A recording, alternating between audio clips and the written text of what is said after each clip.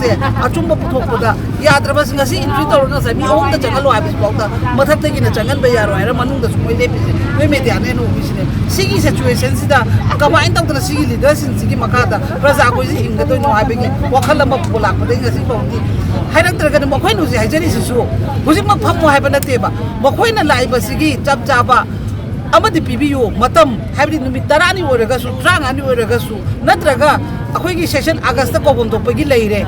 अदुगी हारगसु हाइबियो हाइबसि बाउता अदुगी पाव केम हाइदबिदा अखोयसे केमता फालतू मथोमन खंगदब मी ओइन ओरगा सुमाइना तबोसे यामना नुगाइते सुगुम्बा लिचत छाजत कुंबसना लीडर ओहलगा कोई क्याम कोइना हिंगिदोइनो हाइबस मगिसु कोइना प्रजा म्याम दसु क्यान ताबम मसाद मथौदांग लेना थबक तौरक्त्रबा हाइबसे अखोय लोय लोयरबनी ngasi state force leiba khudimak sungaire baitai na ngahale naga na ngahale kuki na kuki sidi sengna senda na pami ba adogi lei ngasi separate view haiba pami bi system iti che sum hen hen changjala bai bi bam oibasida akhoi na haina punamak to haidokra ka house de gi thabak to biyo haiba session pambiyo haiba mo yaning da bagi poro dana oina phamgal leba section phamu araga sugumba koina ima singa assembly da la ga pandam haiba lekte koina mamang de sengna haiba da koi me 2022 de dan se कोई तो नहीं बनेगी हाना the flow pump का तो बदो जो flow बनी सुजनरा का पोच सुम है ने टिके मुश्किल पा सुम में हम सिटी मरम ओर का ता की मतम का इमोजी चाय सुरो हमो रे केन सु हन बंगम दबा खरा जंगल लेन तो बुसु जंगल लगा सु फजन ने ता ले बंग मक्तबा रे ना का आदम जु ता बय सु जस्टिस ता सु वसा victim na si ke no ni har pok ta ke ta to makta ba koi gi su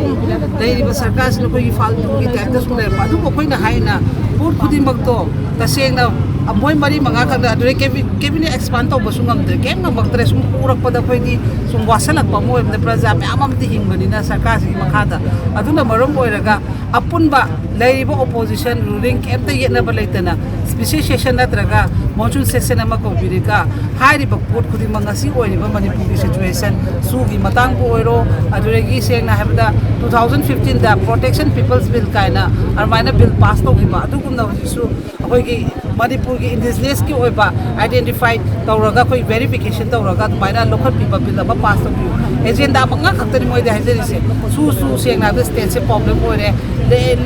any religion the problem su oram da su se koi state ki di withdraw to jare habegi pot akoi advocate tawre haidana adu kumba ba bill pass to ki haibane aduga ngasi khun ngak pane na matam da tawbiba eti hai koi ke wayu naga ge zon ke le bala tiana thongna reba map si su haina koi gi vdf kaina same gi badu mana requirement ama to bi haibane aduga relief camp da lai ba map si su moi gi changbam to moi gi right to pina ba gi to bi haibane ba si gi sidi ta se na koi state ama da lai riba leader ama ma se seng na honorable cm masamak se leader of the house oi bani na sugumba session sima ko biraga hai riba agenda manga sidang lobiyo na nahan de koi na han na koi sengnan da koi charter of demand pije bani adui matung da mu braja baza da imam ya mu pham ne adui matung da mu akoi gi ma ka panthoi bi da mu pham hor bani adui matung da akoi last oi na mu 5 days tha bani asi 5 days se subada ma cabinet mi pham di pham de ha bani yaro ne media na su ne ka adui ta di phamming ai matam du da hai ba session sima kong na bagi ma na cabinet tu da decision lobi raga governor da pipi raga speaker rom da to raga athuba da phambiyo am kai no da ju parliament da sumon su session phambani na poto sidagi bill do pass to khar kan da madu ek olak ta ba ha ba du gi step tu na mu gi nga ga su akhoi ge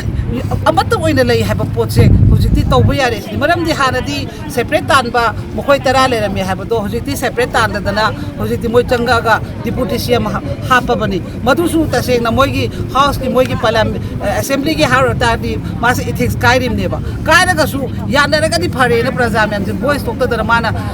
assembly phama pa matam da video conference te apo do kem haina da na phabu pharaga di manipur da pami praja mem any from the pami je shanti leiba dune ba adoi tari posito da tawba ya ba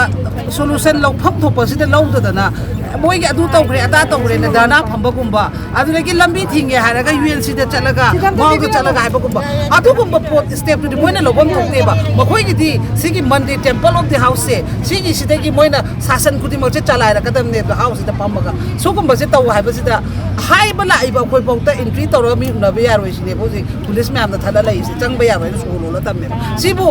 akhoi manipur praja mo begi india ki democracy se manipur gi lai ba praja me am si da lai trabra ꯑꯩꯈꯣꯏꯒꯤ ꯍꯛ ꯑꯩꯈꯣꯏꯒꯤ fundamental ꯀꯔꯤꯝꯇ ꯂꯩꯇꯕ꯭ꯔꯥ ꯑꯩꯈꯣꯏꯒꯤ ꯂꯥꯎꯕꯒꯤ ꯚꯣꯏꯁꯁꯦ ꯑꯆꯨꯝꯕ ꯄꯨꯊꯣꯛꯄꯗ ꯌꯥꯗ꯭ꯔꯕꯁꯤꯡ ꯉꯁꯤ entry ꯇꯧꯔꯒ ꯉꯁꯥꯏ ꯃꯤ ꯑꯍꯨꯝꯗ ꯆꯪꯍꯜꯂꯣ ꯍꯥꯏꯕꯁꯤꯐꯥꯎꯗ ꯃꯊꯛꯇꯒꯤꯅ ꯆꯪꯍꯟꯕ ꯌꯥꯔꯣꯏ ꯍꯥꯏꯔ ꯃꯅꯨꯡꯗꯁꯨ ꯃꯣꯏ ꯂꯦꯞꯄꯤꯁꯦ ꯅꯣꯏ ꯃꯦꯗꯤꯌꯥꯅ ꯍꯦꯟꯅ ꯎꯕꯤꯁꯤꯅꯦ ꯁꯤꯒꯤ ꯁꯤꯆꯨꯋꯦꯁꯟꯁꯤꯗ ꯀꯃꯥꯏꯅ ꯇꯧꯗꯅ ꯁꯤꯒꯤ ꯂꯤꯗꯔꯁꯤꯡꯁꯤꯒꯤ ꯃꯈꯥꯗ प्रजा कोई हिंगदोइनो हाइबेगी वखल अमा पुलाकपदे ngasi बाउदी हाइरक्तरगन मखोइनो जे हाइजरी सिसु हुजिमा फमो हाइबा नतेबा मखोइना लाइबा सिगी चप चाबा अमदि पिबियो मतम हाइबदि नुमि 10 नि ओरगसु 30 नि ओरगसु नत्रगा अखोइगी सेशन अगस्त कोबम तोपगी लेइरे अदुगी हारगसु हाइबियो हाइबसि बाउता अदुगी पावबो केम हाइदबिदा अखोइसे केमता फालतू अतोमन खंगदबा मी ओइनो ओरगसु माइना तंबोसे यामना नुगाइते सुगुंबा लिचत छाजत कुंबसने लीडर ओहलगा कोई क्या कोइना हिंगिदोइनो हाइबसमगिसु कोइना प्रजा म्यामदसु ज्ञान ताबम मसाद मथौदांग लैना थबक तौरक्त्रबा हाइबसे अखोइ लोय लोयरबने ngasi स्टेट फोर्स लैबा खुदिमक सुंगारे बैतैगिना बैतैना ngahale nagaगिना nagana ngahale कुकी ना कुकी सिदि सेंगना सेंदना पामिबा अदोगी लै ngasi सेपरेट पिउ हाइबा पामिबिगे सिस्टमेटिक से सुमहेन हेन चंगजलक बै पिबम ओइबसिदा अखोइना हाइना पुनमक्तो हैदोखरका हाउस देगी थबक तौबियो हाइबा सेशन फंबियो हाइबस मोय यानिंगदबगी पोर दाना ओइना फंगलेब सेक्शन फंमो हाइरगा सुगुंबा उल्टा पुल्टा मैम तौबसिगी पेंददना लैबने कोइसे हुजिसु मोयसे कनामता पाव फाउनबा लैत्रे साइ पुंग अनि देगी हनग्रे न कोइना लाइसे पुंग अनि खरे हेलकपदेगी लाकपने अदु बोंता उनाबा अमता मोय ऑफिस स्टाफ सेंगना हाइबसिगी असेंबली की सेक्रेटरी की सुमाइगी रेस्पोंसिबिलिटी याम चावबनी मोयगी रूल्स बुक तसु यावरगा लैजबनी सेक्रेटरी मागी मागी रिपोर्ट थौदांग लोबम थोपा मासु लौदबा मासु ngsaina hangre अखोइना लाखुदिंगी असेंबली की ऑफिस भी अब उनहनबगी शक्ति से पिजरक्तरेबा प्रजादा अदुना याम रुसेलकपा पोनी मसी करमना कमाई तौना खोइसे मणिपुर कनगदगे हाइबा फिबम से रुसले असेंबली न कनद्रगदी मणिपुर कनबा ngमोय लीडर सिंगसिना अचुंबा चलाबा मतमदा सिगी मणिपुर हाइबा लमसी कनबा ngमगदबनी हाइबसे मीडिया की थोंदा हाइबे